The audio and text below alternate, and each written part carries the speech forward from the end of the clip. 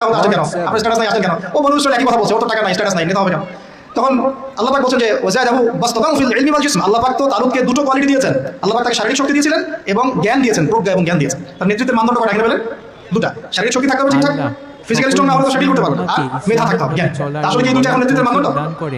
সুবহানাল্লাহ। অদ্ভুত সিস্টেম বিশ্ববাসীকে দেওয়া হয়েছে, বিশ্ববাসীকে একটা অদ্ভুত সিস্টেম দেওয়া হয়েছে।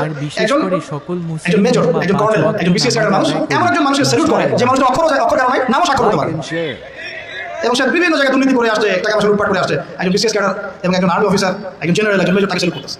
কি সিস্টেম! অথচ তার চাইতে এই ব্যক্তি নেতৃত্ব পাওয়ার অনেক বেশি যোগ্য, জ্ঞান তার আছে এবং শারীরিক শক্তি তার আছে, তার প্রশিক্ষণ আছে, সবকিছু তার মধ্যে আছে। কি সিস্টেম বিশ্ববাসীকে দেওয়া হয়েছে! সুবহানাল্লাহ। আমি ফিলোসফিও পড়েছি অনেকদিন। অ্যারিস্টটল এবং প্লেটোদের যুগে এটাকে বলা হতো দি কমিউনিটি অফ ফুলস। একটা পড়ে দেখবেন, স্যার সলিমুল্লাহ লেখা অনেকগুলো বই আছে, মধ্যে পড়ে দেখবেন। মানে অজ্ঞতার একটা যুগ, অজ্ঞতার শাসন, অজ্ঞতার কমিউনিটি। বাদেন এখানে ইউসা বিন নুন নেতৃত্ব দিলেন কাকে? তালুতকে। ওরা বললো মারি না, তো আল্লাহ পাক মনোনয়ন করেছেন, এখন না মানলে তোমরা আযাব ভোগ করবা।